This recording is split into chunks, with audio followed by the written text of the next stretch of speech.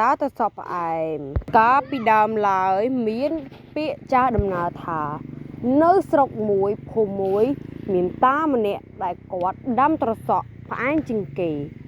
ពេលនោះក៏មានរឿងកើតឡើងដូចជាស្ដាច់ញោមមកលើថា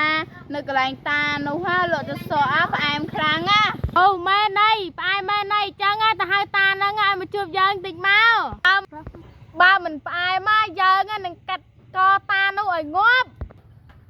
ទូព្រះរាជបញ្ជាត្រសក់យើងលក់ដាច់ខ្លាំងណាស់នៅសល់តែ4ផ្លែ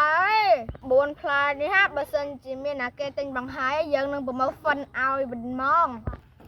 តាស្ដាច់ឲ្យញោមមកហៅតាឯងទៅជួបហាម៉ែណៃទៅជាមួយខ្ញុំឥឡូវនេះយើងរៀបឲ្យបានសិន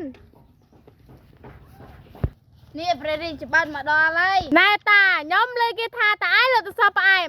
មែនអត់នឹងផ្អែមបើមិនផ្អែមអត់ផ្អែមហើយភ្លក់មួយមកចឹងភ្លក់មិនគីឡូអូយមកឥឡូវលក់គីឡូមកចឹងមួយម៉ានទិញមួយណែមិនបាច់យកលុយឲ្យភ្លក់សិនណែយកទៅរៀបព្រះកណា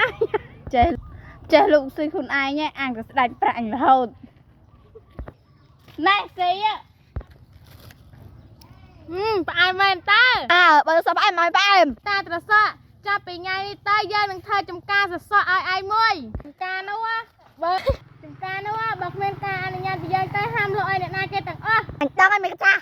យើងនឹងប្រទេសរំពេងមួយបើសិនជាឃើញចោលឯងវាយវាងាប់ទៅប្រជាច្រើនណាដឹងចឹងអញឲ្យស៊ីហត់ចងងាប់យើងសាក់ចិត្តតានឹងតានឹងស្មោះត្រង់នឹងយើងអត់ចាំមើលយើងនឹងទៅលួចហើយយើងអត់អាម៉ាត់នឹងទៅទេវាធ្វើមិនដាក់យើងអូនោះតានឹងនឹងតាយើងនឹងលបហាចៅ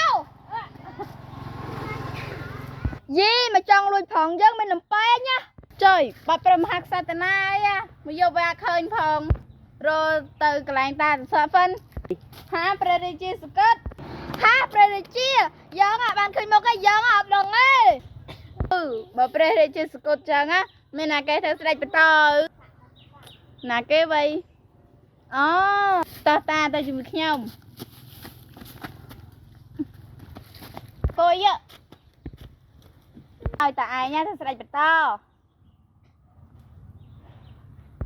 តាឯងត្រូវតែរក្សានគររាជនេះឲ្យបានល្អយើងដឹងហើយឯងជប់ហៅយើងចឹងទៀតពីពេលនេះទៅយើងមានឈ្មោះថាអាស្ដេចត្រសក់ផ្អែមស្ដេចត្រសក់ផ្អែមស្អីទេស្ដេចចាស់សោះ